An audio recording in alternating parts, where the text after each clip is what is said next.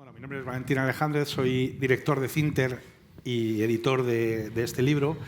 Y antes de presentar a mis compañeros de tertulia, lo que sí que quería decir yo en la línea de José Miguel es que eso que cuenta de que algún compañero cuando recibió el libro no tuvo por menos que quedarse unas horas de dedicar unas horas de su sueño a leer, lo que a mí me parece más importante incluso es que hay gente que no tiene nada que ver con la ingeniería civil.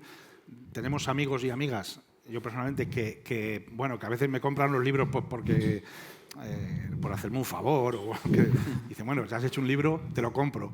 Y varios de ellos, que como digo, no tienen nada que ver con la ingeniería civil, me están enviando mensajes sorprendidos de que les está gustando mucho lo que están leyendo.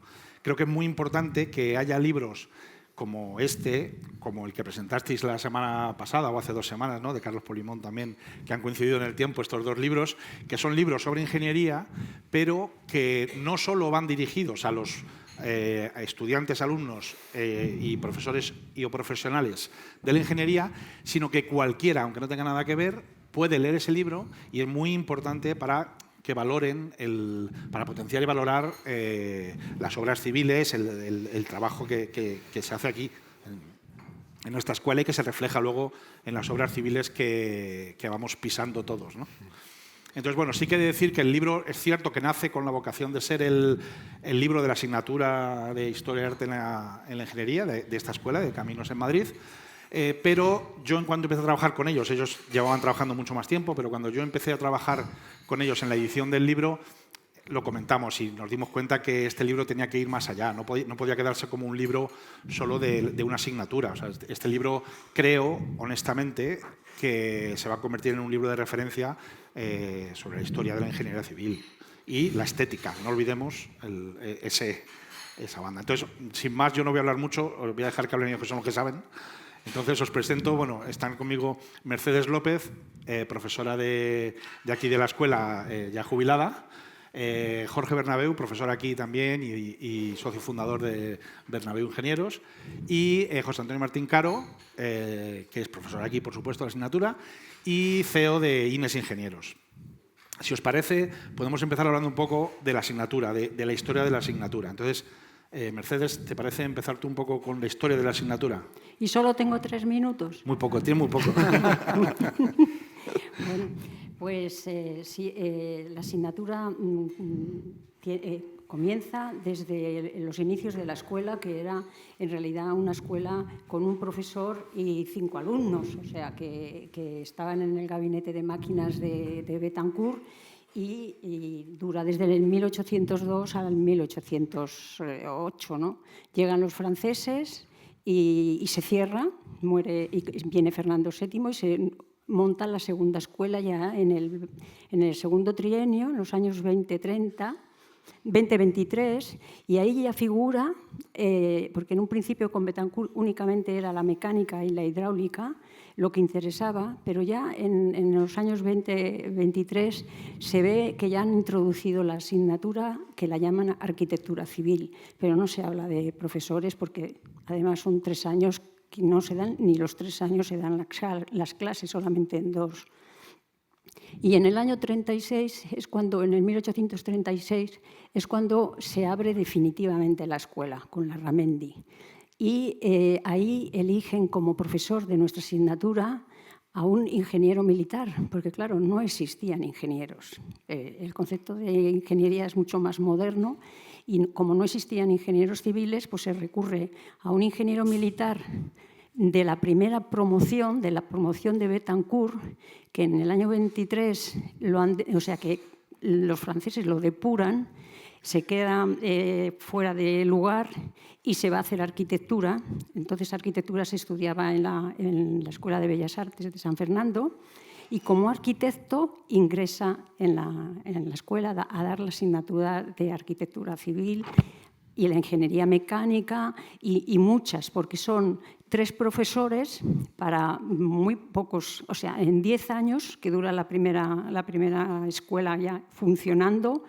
En una década solo hay 75 alumnos, es decir, es que no tenemos que pensar en la escuela como es más o menos ahora, sino que la escuela era muy minoritaria Y entonces, pues a un profesor le encargaban varias asignaturas y entre ellas, pues si uno era profesor de geometría descriptiva, pues luego le tocaba dar hidráulica y le tocaba dar arquitectura, o incluso a los alumnos, los que sobresalían, ya de los últimos cursos pasaban a dar clase a los de primer curso, en fin, que era una... Pero sí, lo que configura la asignatura es la arquitectura. Cuando entra Lucio del Valle, con su Bercase, que hace una reforma importante en la escuela y crea la escuela preparatoria, esos 2 primeros de inicio para entrar a lo que es la escuela, aumenta la plantilla de profesores y van a venir más alumnos y lo que modela la asignatura es la arquitectura porque se fijan en cómo es la escuela de Pont-Saint-Xausé. En la escuela de Pont-Saint-Xausé el programa quien lo daba era Durán. Durán con su Précis de leçons d'architecture, que considera que las obras públicas son obras accesorias de los caminos, de los canales, de los puertos. Y Lucio del Valle, por ejemplo, cuando le hacen académico de Bellas Artes, cuando tenía 29 años, da su discurso de memoria para ser académico y es sobre la construcción de los puentes en Europa. Y Lucio del Valle al puente lo llama edificio.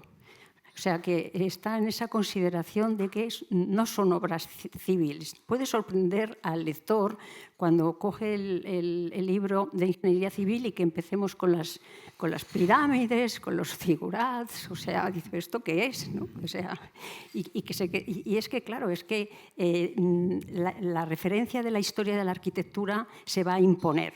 Si ya en principio, como digo, como arquitectura civil, los puentes se les llama edificios, llega después en los años 60, llega Saavedra, y Saavedra, que casi todos los profesores en arte eran ingenieros y arquitectos. El 90 y tantos % tenían la condición, el propio Lucio del Valle. Hacían arquitectura, si eran ingenieros, en un tiempo buscaban eso y se inscribían. Había profesores que, siendo profesores en la escuela, eran alumnos en arquitectura, porque era como una necesidad el tener esa conciencia y esa sapiencia de la arquitectura, ¿no? Saavedra es además un arqueólogo y le gusta todo el tema de las calzadas romanas, descubre Numancia. Y Saavedra incluye una norma de ir a hacer a los alumnos de los últimos cursos, que los alumnos son 3, que no estoy hablando de cantidades, como cuando hemos hecho los viajes de prácticas y íbamos 100 y pico. No, eran 3 alumnos, pues es que es obligatorio hacer prácticas en verano con el profesor. Como los profesores también hacían obra civil, obra pública, al tiempo que eran enseñantes, pues se los llevan y los primeros, por ejemplo, fue José María de Castro, para el ensanche de Madrid, se lleva a los alumnos y los alumnos en Chamberí empiezan a hacer los planos y esos planos son los que les sirven a Castro para hacer el ensanche de Madrid, con el trabajo de los alumnos que han hecho. El propio Saavedra se los lleva a Cudillero, en Asturias, que tiene que hacer una carretera de 27 kilómetros desde Cudillero por Pravia y demás, y todo el trabajo de campo y el trabajo de gabinete lo firman todos. Lo firma Saavedra y junto a ellos los alumnos, firmado por todos, y además se les paga. ¿Vale? O sea que ya hay una tradición desde muy antiguo de ese trabajo con los estudiantes y demás, ¿no? Que me parece interesante destacar. En los años 70 aparecen conceptos nuevos que se van incorporando a ese concepto más técnico de la asignatura y aparecen otros conceptos como es el de salubridad e higiene o el de reformas y ampliaciones de los ensanches y una importante que es considerar lecciones sobre historia de la arquitectura. Y ahí ya hay un germen ya específico de lo que va a ser la asignatura, del estudio de la historia de la arquitectura hacia las artes. Y como decía luego Torán, cuando era alumno de García Diego, decía que supo llevar las humanidades hacia la técnica que estaba deshumanizándose. ¿Quién es el que da este salto de unir la ciencia y la técnica? Estamos ya en el siglo XX y es Machín Barrena. Vicente Machín Barrena en el 1908 coge la asignatura y en el 1918, en una conferencia que da en el Instituto de Ingeniería Civil, se llama la conferencia «Basta ya las matemáticas». Así lo señala, «Basta ya las matemáticas». Y promueve la historia de la arquitectura hacia los estilos artísticos, etcétera, etcétera. Esa línea es la que recoge García Diego, que es el que le sustituye. En el año 26 se marcha, porque se hace director, Machín Barrena, y le sigue García Diego, don Tomás, al que llamaban el sombrerón, que era un hombre muy simpático, muy asequible, y con él pues eso, la asignatura se desarrolla y ahí entra José Antonio, porque es el año 55, porque García Diego está hasta el 60. En 1855 José Antonio es alumno en esta escuela y cuando con García Diego en las clases todos los años hacía un concurso entre los alumnos y votaban entre ellos a ver quién era el alumno que más sobresalía en las inquietudes artísticas. Y el que gana fue José Antonio, por votación. Entonces se hicieron amigos, García Diego y José se hicieron amigos, y entonces ya con esa amistad García Diego se va y le sustituye Santiago Castro hasta el año 75, que se jubila, y ya José Antonio entra ya ahí de profesor ayudante con Santiago Castro, que también es un hombre que le gusta el arte y tiene unas colecciones de arte en su casa impresionantes, que lleva a los alumnos a conocerlas, están siempre en contacto con el arte. José Antonio, entonces ahí profesor ayudante hasta el 74, cuando se jubila, y ya se encarga él de la asignatura y ya la configura como cátedra, y además ya no es una de esas asignaturas que denominaban especiales, donde había unas cuantas asignaturas, sino que ya es una asignatura que se la dota como cátedra y que él llama, pues como libro, Historia y Estética de la Ingeniería. Así es la memoria del año 1981 que escribe para la cátedra que hace José Antonio. Y después de José Antonio... Llega la era moderna. Llega la era moderna, aquí representada. Claro. Bueno, quizá Jorge puede contarnos un poco... Falta un catedrático que estuvo en la asignatura, que es Miguel Aguiló, que incorporó el tema del paisaje, que era una asignatura optativa, pero él fue el catedrático que sustituyó a José Antonio cuando falleció en el año 2000. ¿Vale? Y después, pues aquí. Y después, Jorge, quizá puedas contarnos la situación de la asignatura en la actualidad un poco. Perfectamente. La asignatura en la actualidad, la verdad es que está en plena forma. Tenemos un equipo fantástico. Están hoy entre nosotros Beatriz Cabao y Patricia Hernández Lamas. Roberto Revilla, que también es coautor del libro y que no ha podido venir, que también es profesor, José Antonio y yo. O sea, un equipo pues, que con muchas ganas retomamos el legado anterior de José Antonio Fernández Ordóñez, de Miguel Aguiló, de Mercedes. Y defendemos, además, uno de los retos principales que tenemos es mantener en la formación del ingeniero ese espíritu fundacional de los ingenieros ilustrados y darle ese carácter esencial que tiene el humanismo en la formación de la ingeniería, ¿no? Y defender que esta es una asignatura troncal, que de hecho lo es en el ciclo de grado, pero actualmente es la única asignatura que se puede convalidar, y esa es una batalla en la que estamos defendiendo con con bastante buenos argumentos, que la dirección y muchos de los profesores nos apoyan y que estoy seguro de que se resolverá en las siguientes renovaciones del plan, como también mantener esa presencia en el máster Ingeniero de Caminos, ¿no? Que es realmente el conocer lo que hacemos, lo que hacíamos antes y lo que hacemos ahora, es algo absolutamente esencial para saber entender lo que se hace y comunicarlo, ¿no? Y en ese sentido, creemos que no es un añadido a la formación, sino que forma parte de la esencia de lo que son los ingenieros civiles, ¿no? Y los ingenieros de caminos. Mantenemos también el legado anterior, por ejemplo, de los trabajos de arte que durante décadas formaban parte también de la referencia formativa de los egresados, y ahora los hemos actualizado. Últimamente estamos trabajando en formatos aprendizaje-servicio, en que los estudiantes al final se convierten en guías de las obras públicas y cuentan a la sociedad, a los ciudadanos, en visitas guiadas, tanto físicas como virtuales, las obras públicas que están en uso, las obras públicas históricas y también las obras públicas actuales, ¿no? Y otra de las cosas que también mantenemos es el tradicional viaje de arte, que de hecho en el libro hay algunas de las imágenes de viajes de hace años y de viajes actuales, y hay una foto fantástica de José Antonio Fernández Ordóñez atravesando con el equipo, vamos, con todos los estudiantes el puente de Tui, el puente internacional de Tui, con esa celosía enrejillada, ¿no?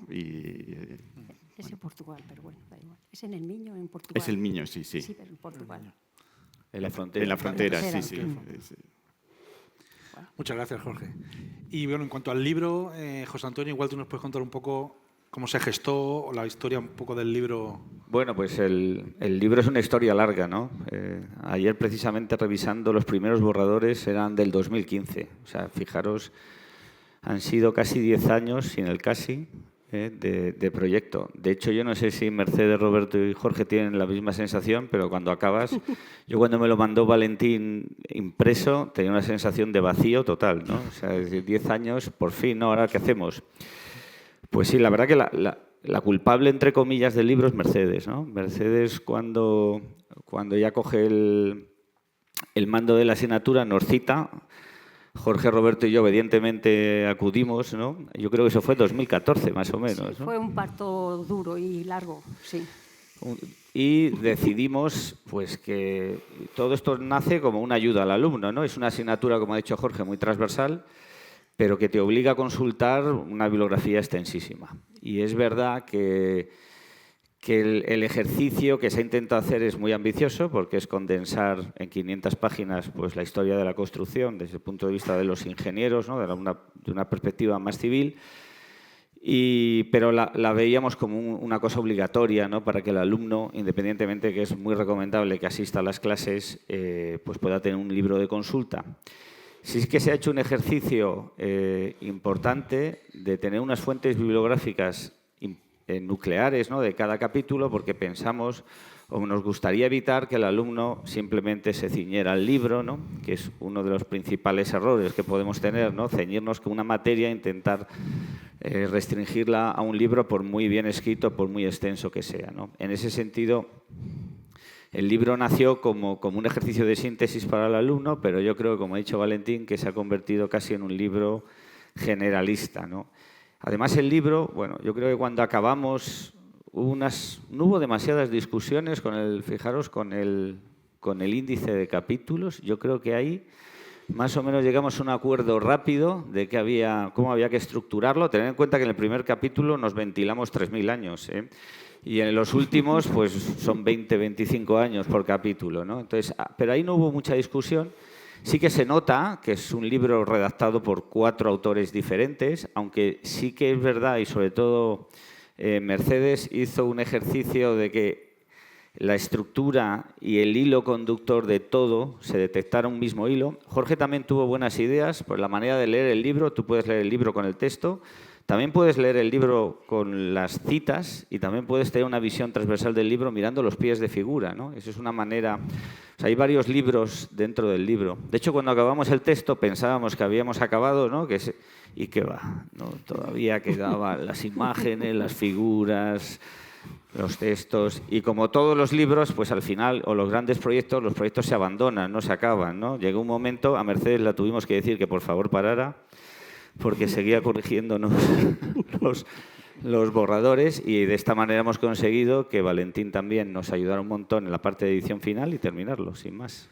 Sí, ha sido ciertamente un trabajo bastante arduo y, bueno, yo lo que más he sufrido ha sido el tema de las imágenes, los textos los han sufrido ellos, pero todo el tema de imágenes yo ahora lo recuerdo, todavía no he podido quitarme esa espinita, tengo aún con dolor toda esa búsqueda de imágenes, de conseguir las imágenes, los derechos, los que no tenían derechos, los que sí, bueno, un poco complicado.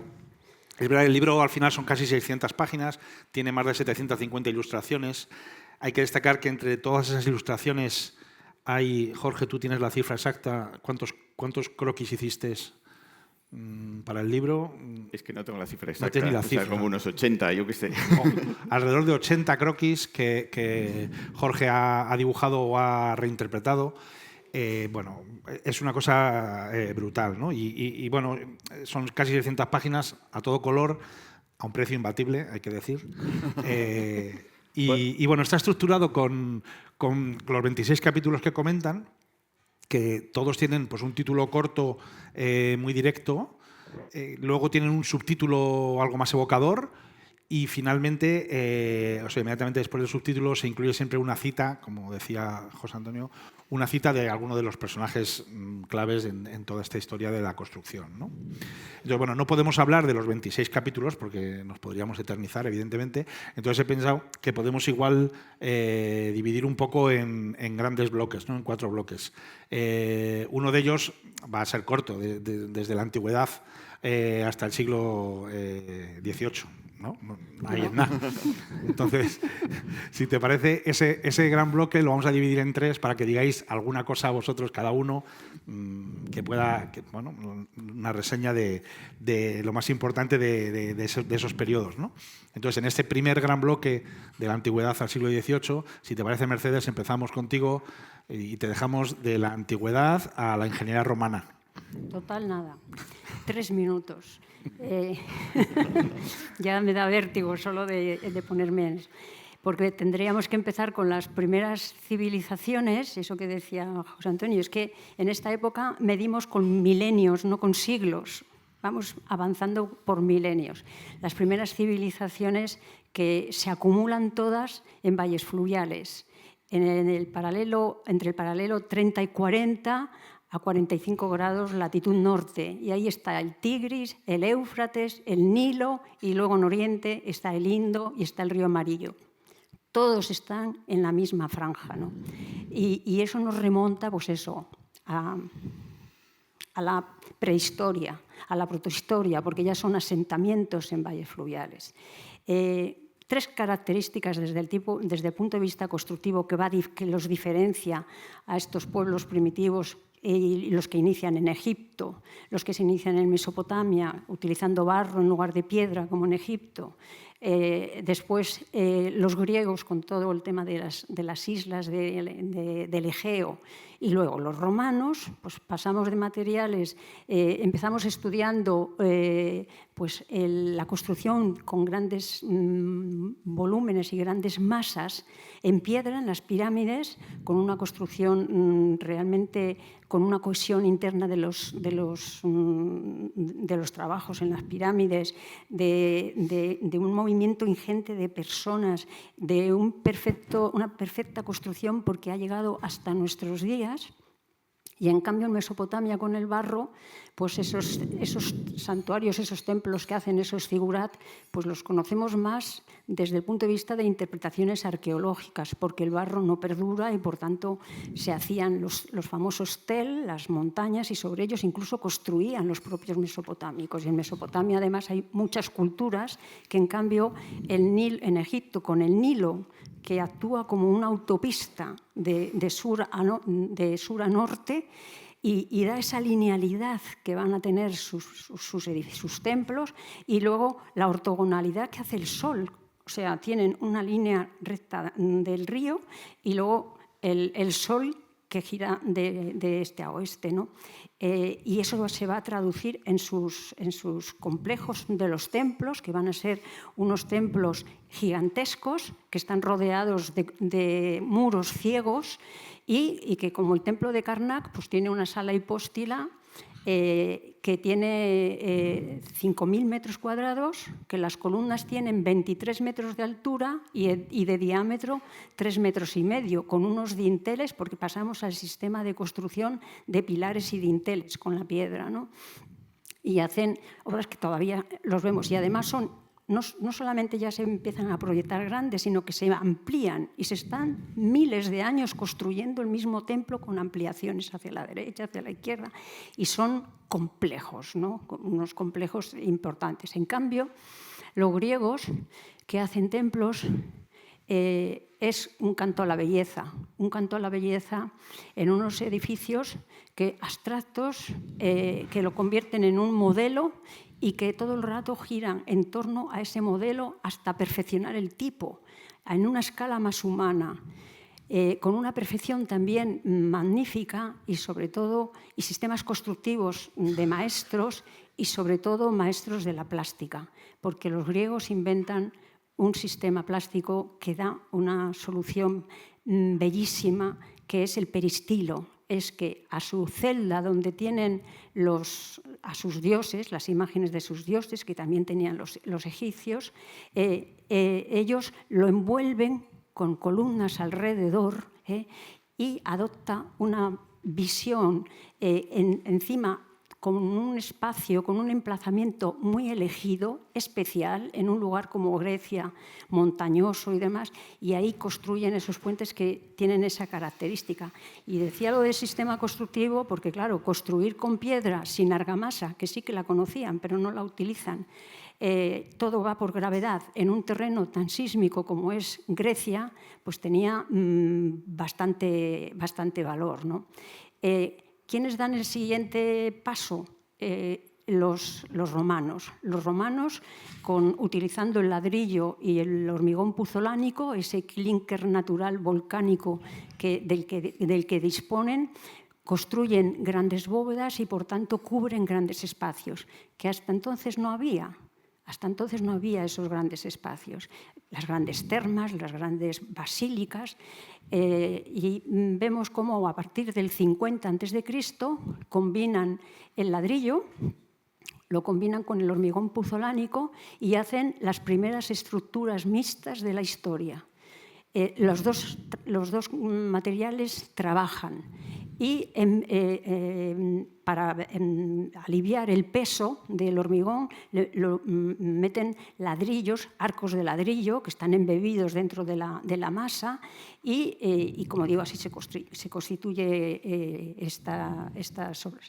Si además nos fijamos que, aparte de estas grandes construcciones, los romanos se extienden por el territorio, haciendo que el Mediterráneo se convierta en el Mare Nostrum, porque llegan hasta Inglaterra, conquistan todo el norte de África, y todo el mar es de ellos, y por eso la denominación de Mare Nostrum.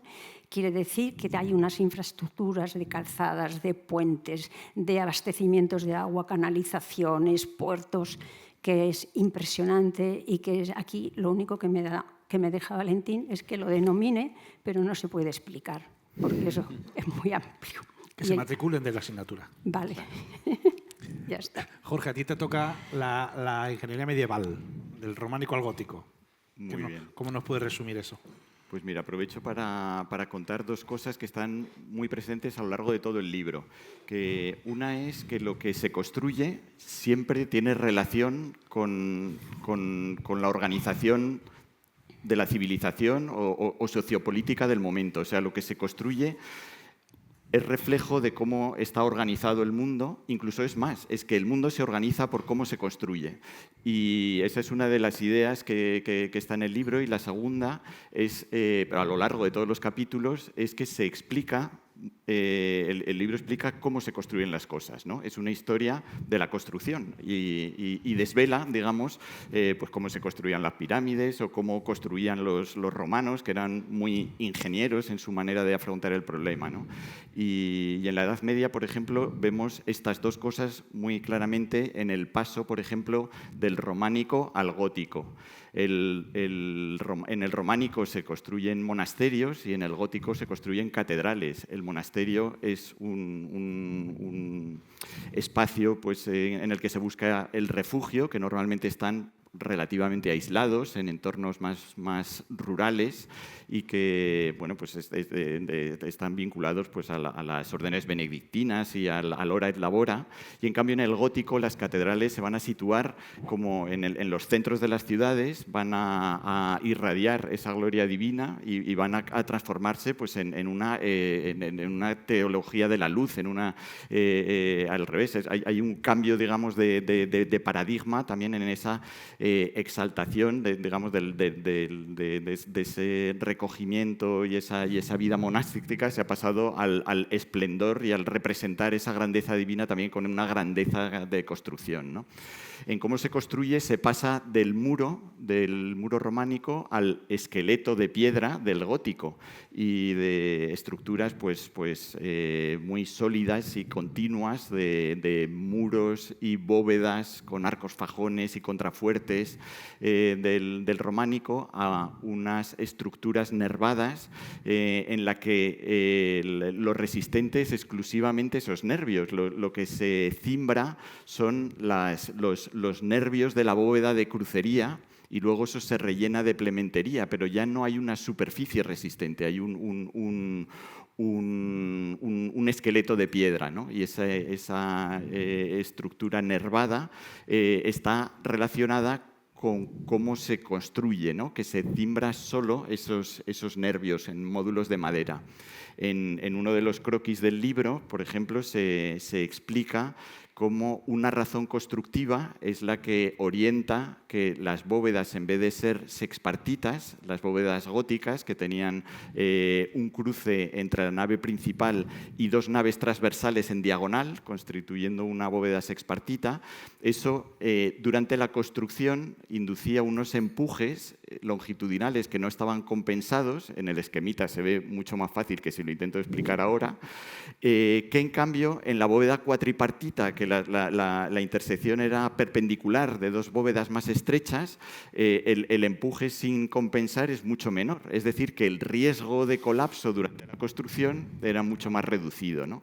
Y eso orienta toda la construcción del gótico hacia las bóvedas cuatripartitas, que son fenomenales, pero claro, las bóvedas sexpartitas son muchísimo más espectaculares, ¿no? pero tienen mucho más riesgo.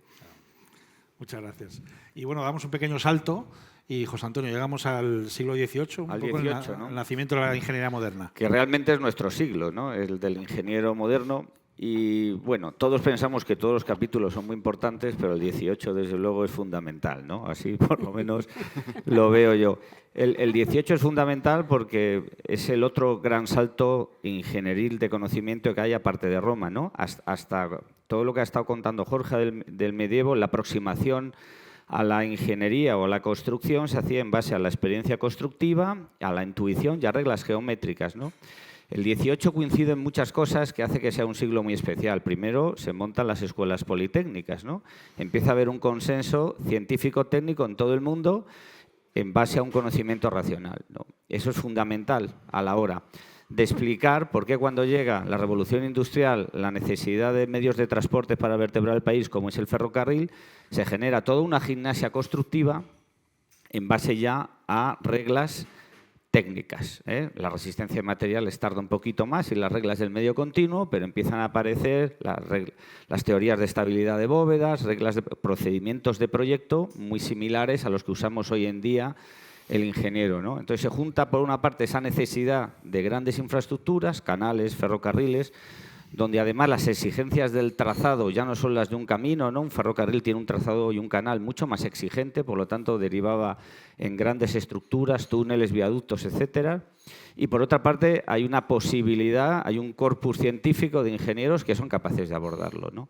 Y esa idea es fundamental. Si pensamos que cuando Agustín de Betancourt va a París a completar sus estudios, eso no sé si lo sabéis, Lavoisier le da química, o sea, quiere decir, el creador de la química es el profesor de química, y Lagrange y Laplace le dan matemáticas. Es decir, todos los científicos y matemáticos de la época estaban desarrollando sus conocimientos para que los ingenieros pudiéramos proyectar nuestras obras.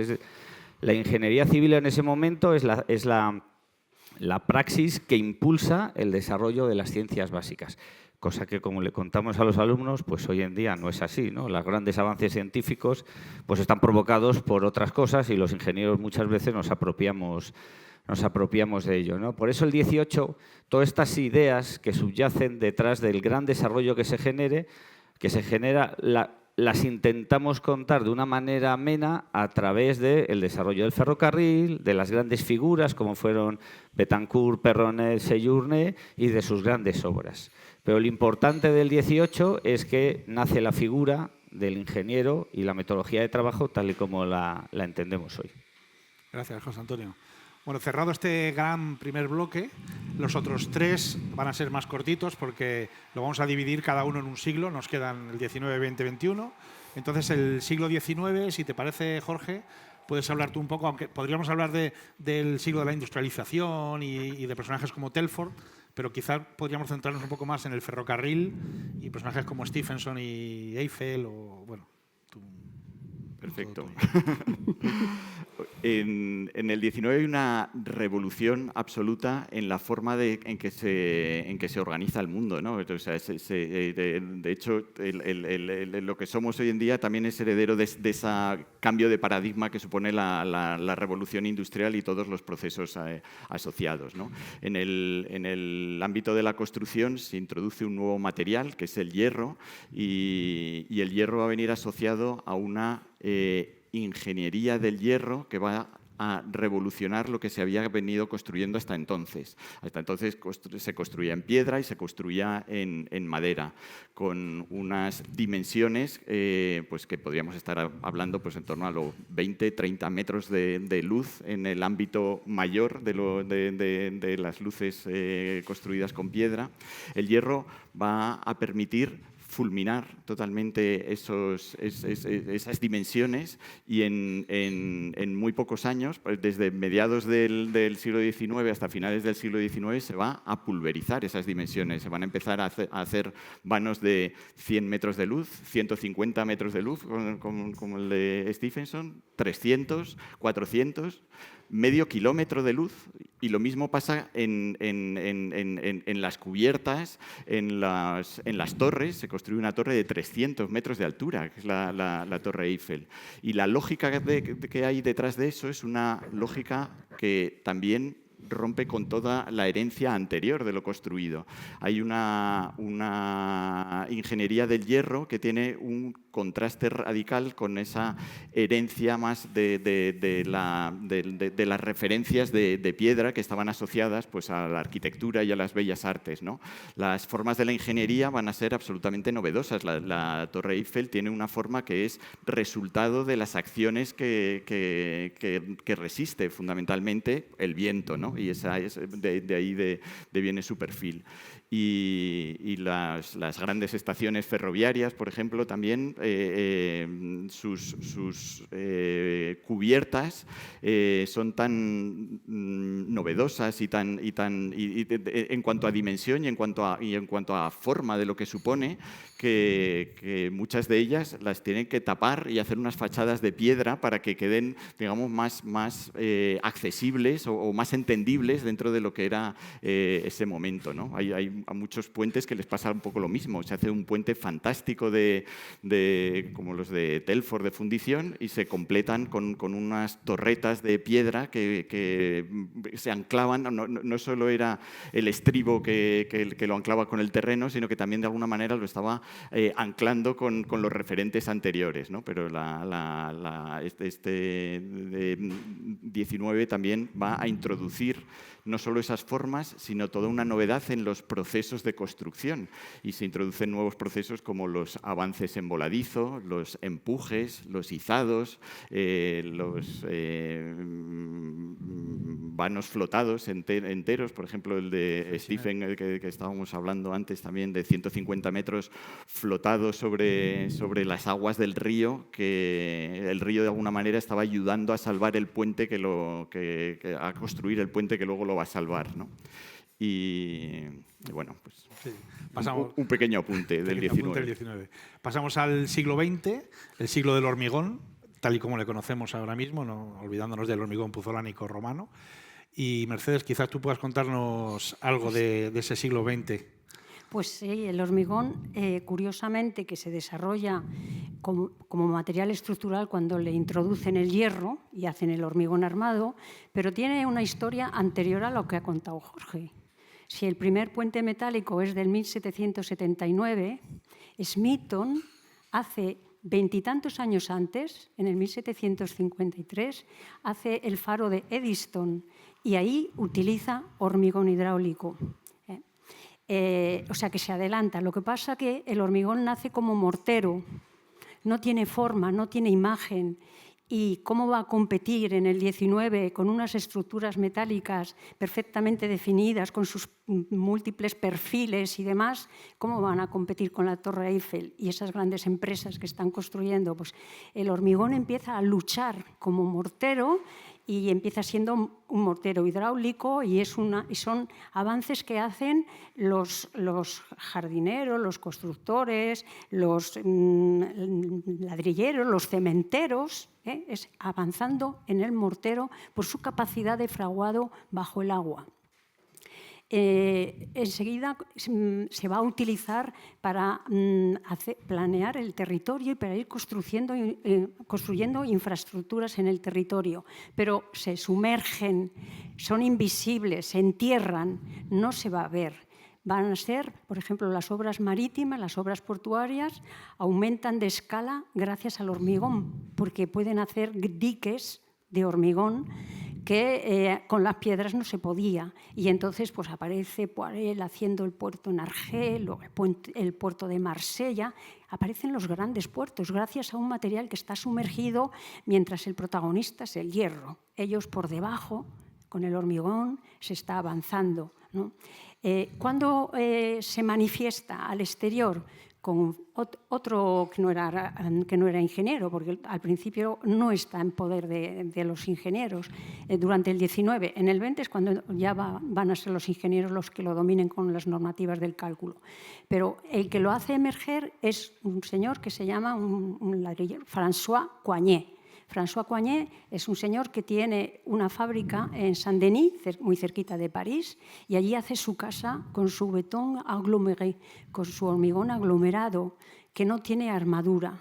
Y hace esa casa, que eso sí es visible, de hormigón aglomerado, pero tiene la particularidad de que en la terraza, en el suelo, utiliza viguetas de hierro que hace como de zuncho para atar los muros, ¿no? Eso lo hace en el año 1853. Igual que Lambeau saca su pequeña barca en el año 55, que lo expone, que también tiene una armadura como tela de gallinero y demás, y pasa desapercibido porque ahí los artistas, los protagonistas, protagonistas son los metálicos, el hormigón no tiene importancia.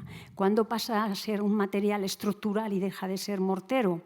Cuando lo arman con el hierro.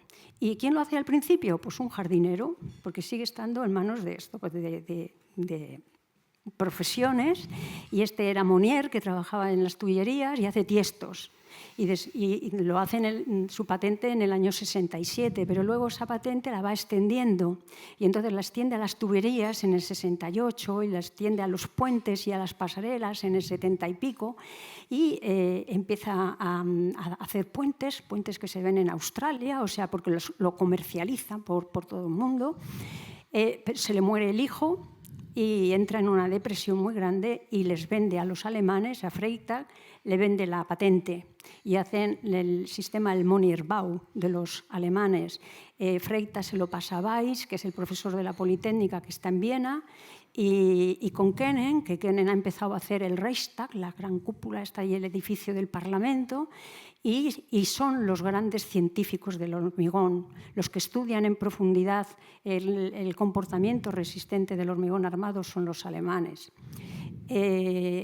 Pero les preocupan, en los años 90 aparecen otras figuras de un albañil que se llama Ennebike, y lo que le preocupa son todos estos edificios en el norte donde él vive, en el norte de la zona de Calais y demás, que es donde está la ingeniería textil, esas fábricas que arden con muchísima frecuencia, y entonces ofrece el hormigón armado con sus estructuras, o sea, de forjados y pilares y demás, de hierro, que tienen menor peso y que tienen esa capacidad de ser ignífugas, ¿no? Y encima económicas.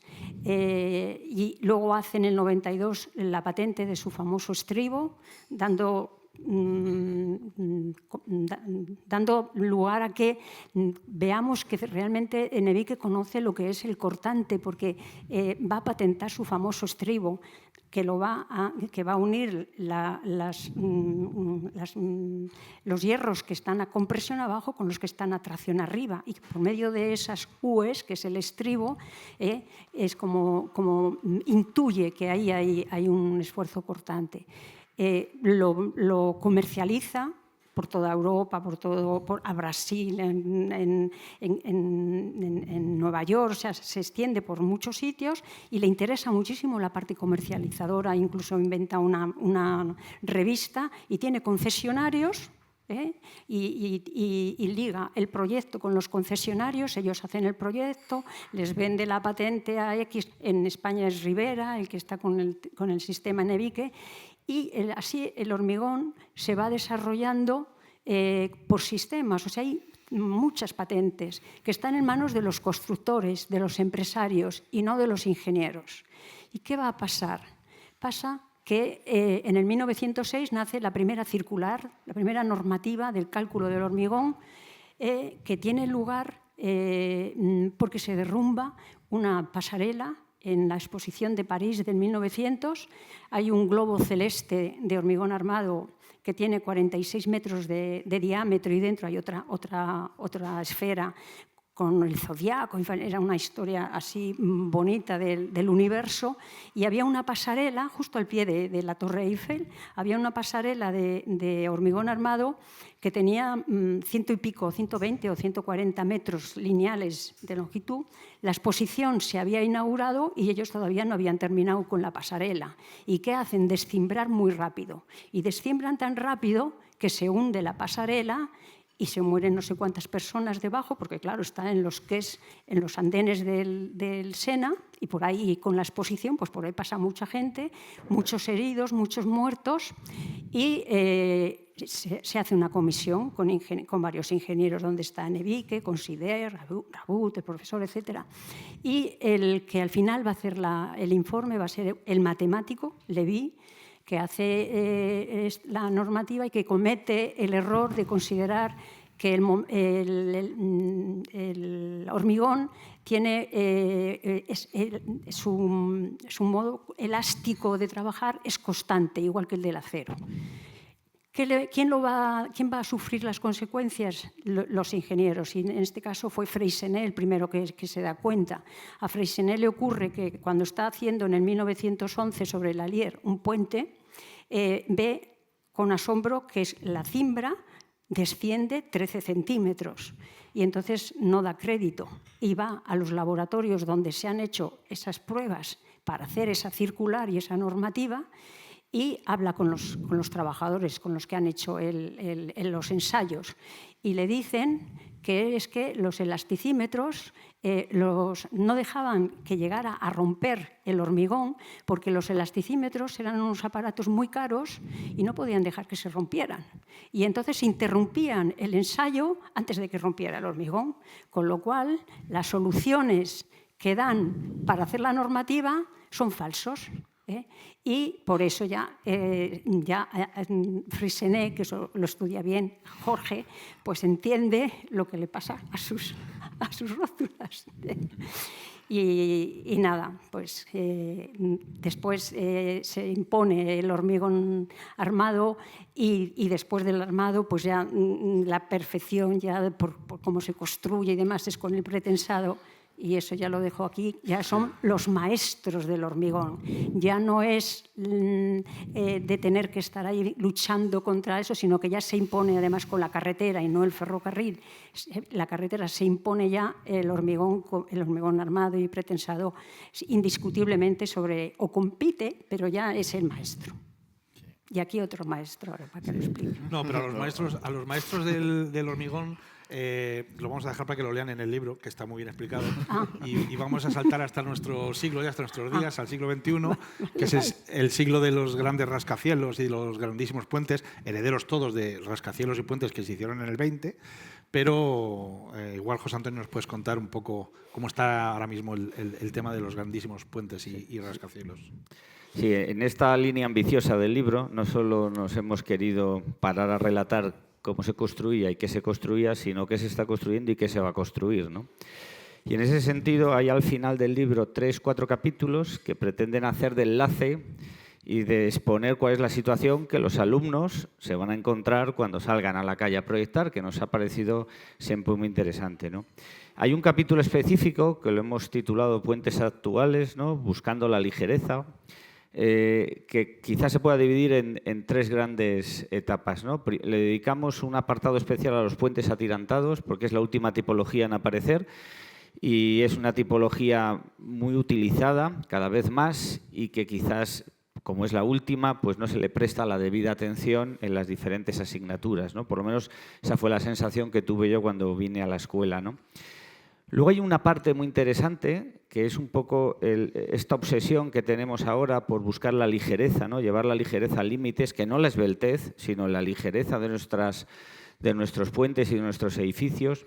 En el caso de las pasarelas, pues nos hemos prestado especial atención a las nuevas estructuras de cables que se están proyectando, que gracias a las herramientas de computación y de cálculo, pues cada vez nos aproximamos de una manera más real, ¿no? O más específica a estas estructuras y que están proliferando, y creo que hemos creído siempre que ha sido un tema muy interesante.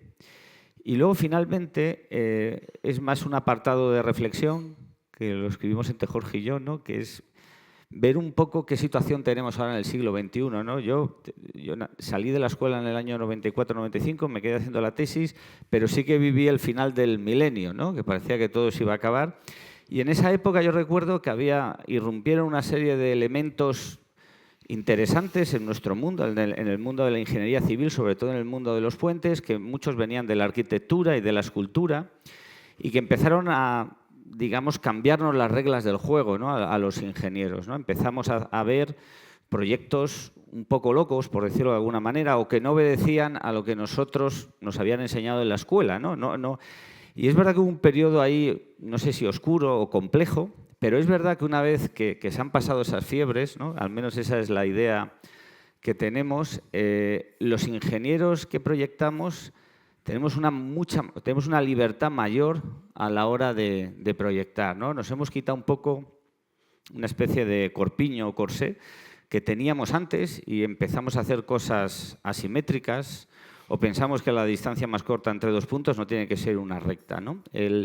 hemos entendido que la infraestructura o la estructura pues puede plegarse a otras variables que pueden condicionar los proyectos, que por supuesto es el trazado, que eso lo teníamos, y por supuesto el tema ambiental, pero también puede ser un tema más urbano, ¿no? Un tema más de experiencia.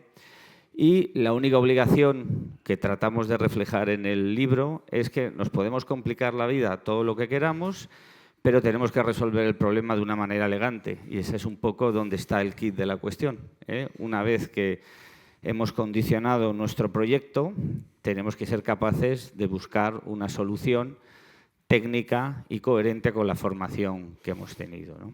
Y eso es un poco el final, ¿no? También hay otro para estaciones, hay otro también para rascacielos, que ha escrito Jorge. Creo que es muy interesante no solo hablar de lo que nos han enseñado los otros mayores, sino también un poco de cuál es la realidad actual. Sí, poco más que añadir. Simplemente, bueno, agradeceros a todos vuestra presencia aquí. Espero que hayáis podido sentiros bien en este viaje que hemos hecho en el tiempo, hacia el pasado, que os hayáis podido sentir un poquito como Rod Taylor en su papel de H.G. Wells, viajando, en este caso, hacia el futuro. Nosotros lo hemos hecho hacia el pasado. Y bueno, el futuro estoy seguro que nos va a traer obras civiles y estructuras mucho más espectaculares de las que hasta ahora conocemos. Y lo único que se me ocurre también es incidir un poco en que, aunque sé que se está haciendo, se haga mucho más hincapié en la sostenibilidad de las estructuras y no solo en la espectacularidad o en las dimensiones o en el tamaño, ¿no? Y bueno, como reza nuestro libro, conocer es el primer paso para comprender y valorar lo construido. Entonces, bueno, esperamos que este libro ponga su granito de arena en ese sentido. Y si tenéis cualquier comentario o cualquier pregunta, pues aquí están los tres abiertos a responder cualquier cosa.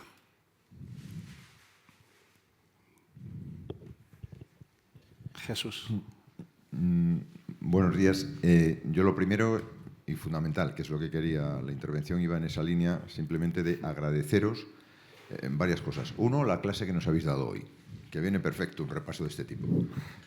Cosas que conocíamos y otras muchas que algunos por lo menos no conocíamos.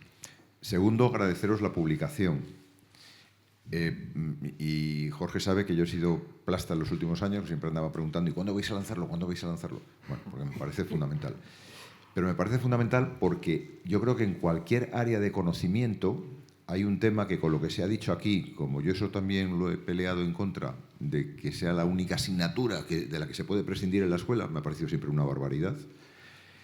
En cualquier ciencia, en cualquier ámbito del conocimiento, yo creo que hay dos cosas fundamentales y son transversales, que es, uno, la historia, es decir, que cualquiera que estudie, me da exactamente igual que sea ingeniería civil, teleco, geología, medicina o economía, lo que esté estudiando. Le hacen falta dos cosas. Uno, al que estudia en la universidad eso, conocer la historia de esos conocimientos, cuál ha sido su evolución a lo largo de nuestro mundo, y segundo, cuál es su relación con el entorno, cuál ha sido y cuál es. Porque si no, lo otro es un aislamiento total que no tiene sentido. Y eso, con una publicación de este libro, como este libro, me parece fundamental. O sea, es que se cubre en gran medida.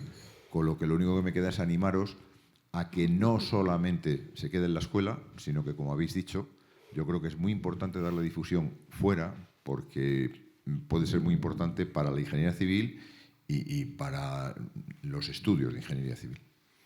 Sí, en esa línea, Jesús, estamos preparando más presentaciones del libro, evidentemente, en el entorno de la ingeniería, y también vamos a hacer una presentación en una librería que no tiene nada que ver con la ingeniería. O sea que, Nacho por ahí detrás y luego Jesús. Sí. Pues estas dos. ¿Nos da tiempo a esas dos? Muchas gracias. Bueno, yo también querría felicitarles. Me parece que el trabajo es extraordinario, muy interesante. Valentina ayer me dio una copia para poder echarle un vistazo y esta noche apresuradamente lo he visto. Me pareció un libro magnífico. Así que lo primero que quiero es darle la enhorabuena por el gran trabajo que han hecho, ¿no?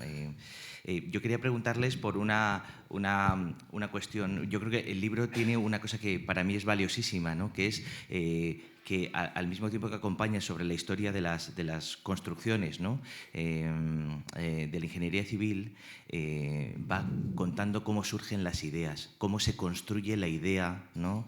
Que ofrece una solución mejor. Me parece que en ese sentido el libro tiene una utilidad que no solo es, podríamos decir, de carácter historiográfico, sino que también es, en cierto modo, epistemológico, ¿no? Procedimental también, para ver cómo se desarrolla la estructura de la ingeniería, ¿no?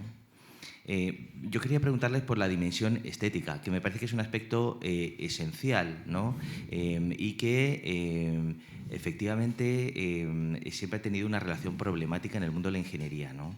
Querría saber un poco cómo han entendido, cómo perciben que esa dimensión estética, la teoría de la estética, ¿no? Ha influido o se ha interrelacionado con la ingeniería, con la obra civil, y en cierto modo cómo el libro lo refleja o cómo el libro lo presenta. Gracias. Gracias, Nacho.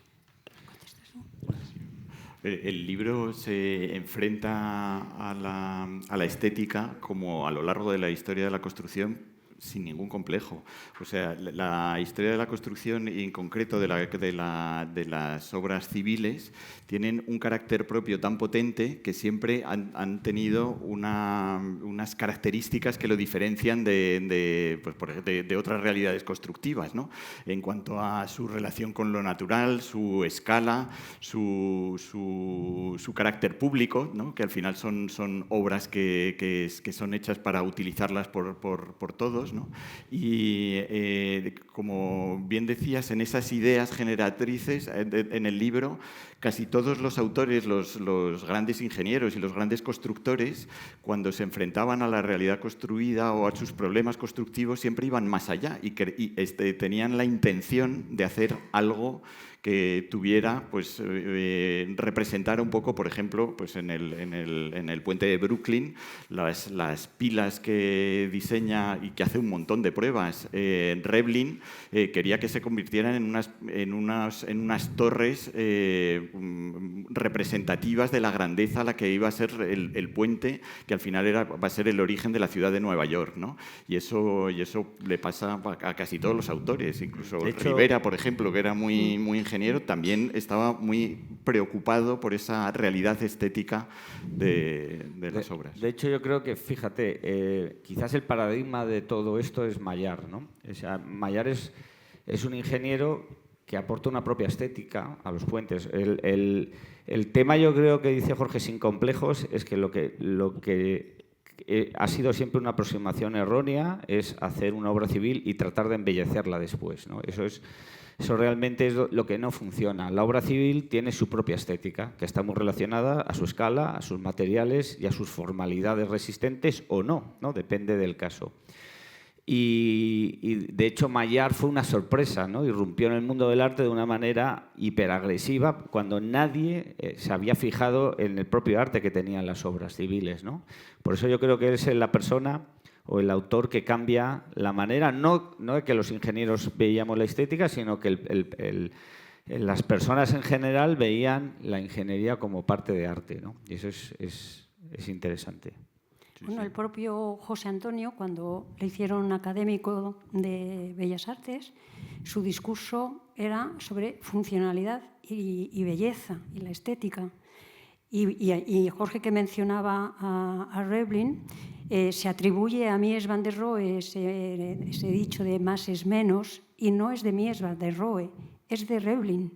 Revlin es el primero que argumentó que menos era más. No con esa frase ya que sintetiza Mies, pero la idea ya la dio Revlin, la dio un ingeniero, no la dio un arquitecto. O sea que la preocupación por el mundo de las formas, como ellos han señalado, ¿no? Está implícita. Lo que pasa es que en un principio no son conscientes y después toman conciencia de ese carácter que tienen las propias formas que dan los materiales, ¿no? Y eso lo van a desarrollar, claro. está siempre presente, más al final que al principio, ¿no? Pero al principio están con esa influencia de la arquitectura, pues es el ornamento, hacer en los puentes de hierro, ponerle unas estatuas y adornarlo pues eso, con el mundo de la beaux-arts, de las bellas artes, ¿no? Y después adquiere ya la independencia, y cuando el material es independiente se expresa en todas sus formas. ¿Nos da tiempo a una última pregunta de Jesús? ¿Un comentario? Lo mío no es pregunta, es compartir una reflexión y un agradecimiento. Bueno, para situarnos, yo tuve a José Antonio de profesor, que estaba sufriendo porque acababa de cambiar el plan de estudios y la asignatura pasaba a cuarto de carrera, que decía que ya no era un momento para que estuviéramos interesados por los temas del arte, etcétera, porque ya estábamos pensando en casarnos, en terminar la carrera, etcétera. Es decir, que lo veía difícil pasar de primero, que estaba, me parece, la asignatura. Bien, le he dedicado 3 horas al libro, por lo tanto no conozco el libro, pero lo he disfrutado. Soy un lector de las fotografías, en ese sentido. He tenido dificultades, por razones probablemente de que ya cumplí 15 años, de poder leer con detalle los pies de figuras, porque que tienen una escala un pelín difícil. Pero vamos, con mucha iluminación se resuelve.